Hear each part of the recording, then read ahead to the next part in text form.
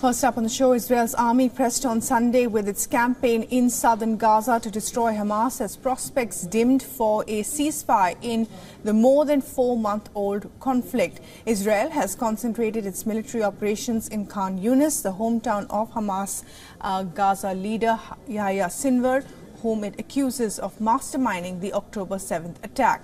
Israel's top U.S. ally, the U.S., signaled it would veto the latest push for a UN Security Council resolution demanding an immediate ceasefire. Washington favors a temporary truce and hostage release deal, and the mediator Qatar acknowledged that separate ceasefire talks had also hit an impasse after Netanyahu rejected some Hamas demands as ludicrous. War Cabinet member Benny Gantz said Israel will launch its long-threatened offensive against Rafah in March if Hamas has not freed the remaining hostages by the start of Ramadan.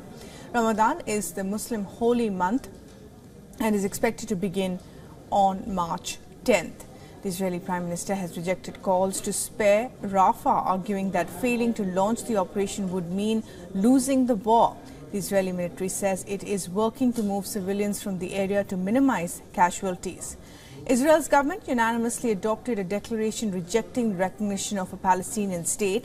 Netanyahu said, and I quote here, "After the terrible massacre of October 7th, there can be no greater reward for terrorism than that, and it will prevent any future peace settlement." Meanwhile, the Brazilian president has accused Israel of committing genocide in Gaza and compared its actions to Adolf Hitler's campaign to exterminate Jews. The comments have sparked strong Israeli protests. Netanyahu accused the Brazilian president of having disgraced the memory of 6 million Jews murdered by the Nazis and demonized the Jewish state like the most virulent anti-Semitic behavior. He said the Brazilian leader should be ashamed of himself and that his government had called the Brazilian ambassador in protest. Hamas, however, praised Lula, saying his remarks were an accurate description of what the people in Gaza were facing. Today, the president of Brazil, by comparing Israel's war in Gaza against Hamas, a genocidal terrorist organization, to the Holocaust, President Silva has disgraced the memory of 6 million Jews murdered by the Nazis, and he's demonized the Jewish state like the most virulent anti-Semite. He should be ashamed of himself. Well, in the latest violence in the West Bank, 2 Palestinian men, including a member of an armed group, were killed on Sunday in an Israeli raid, while a third was shot at a checkpoint. The EU Foreign Policy Chief Joseph Borrell described the situation as being at boiling point and warned that we could be on the eve of a great explosion.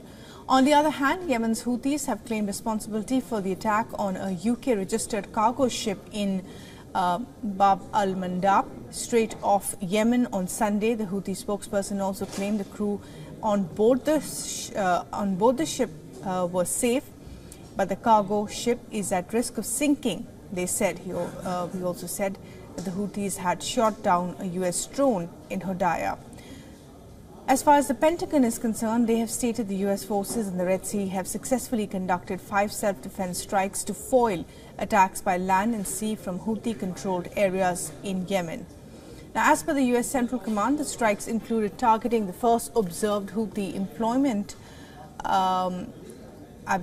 deployment of an unmanned underwater vessel since attacks began in October. Another of the 5 involved in the unmanned surface vessel, essentially a floating drone. The use of such vessels has been comparatively rare.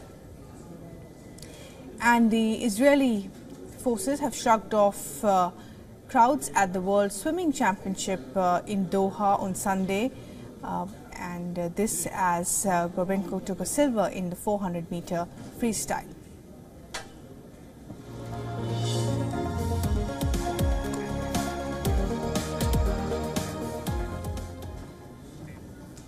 And well, for more on this, we're now being joined by correspondent Jody Cohen from Israel. And Jody, well, Ramadan, which begins on 10th of March, is being seen as another possible flashpoint between groups operating in the region, particularly Hamas and Israel. What more can you tell us? Right, so Israel has said that if the 134 hostages are not returned by Ramadan, that they'll launch an offensive against the last Hamas battalions in Rafah. Now, War Cabinet Minister Benny Gantz has said that to those saying that the price would be too high, Hamas has a choice and can surrender. And Israel says it has made plans to evacuate civilians in Rafah in dialogue with Egypt and the United States. And some civilians, they've said, have started to leave. Meanwhile, the Prime Minister's office has said that they've made a balanced decision that allows freedom of religion over Ramadan with necessary security limits. And those will be set by security professionals. Now, some ultra-nationalists in the coalition had called to limit access to the Al-Aqsa Temple Mount compound during Ramadan, and that's because of an uptick in riots that we've seen in recent years. Centrists in the coalition oppose this, and the Prime Minister has said that freedom of religion will be respected, and any report suggesting otherwise is incorrect. Well, what is being said about the comments by Brazil's president saying that Israel is committing genocide? Tell us more about that. Right, so Brazil's President Lula has compared Israel to Hitler. Remember, Hitler killed 6 million Jews during the Holocaust, and Israel, which is the world's only Jewish state, is furious. This comes as the International Court is investigating South Africa's case, accusing Israel of genocide, and also this week issuing a legal advisory on Israel's control of the West Bank. Now, Hamas, which remember is a recognized terror group by several countries, has said that more than 28,000 Gazan civilians have been killed in this war. Israel says at least 12,000 of those are Hamas combatants. Now, some war academics are pointing out that the UN has said that the average ratio in a war of civilian to combatant deaths is 9-1. Now, in the US war against ISIS, that was 4-1. And they're saying that in the Israel-Hamas war, it appears to be 2-1. And they're saying that far from genocide, countries will be studying Israeli efforts to protect civilians while targeting a terror group fighting in cities and tunnels.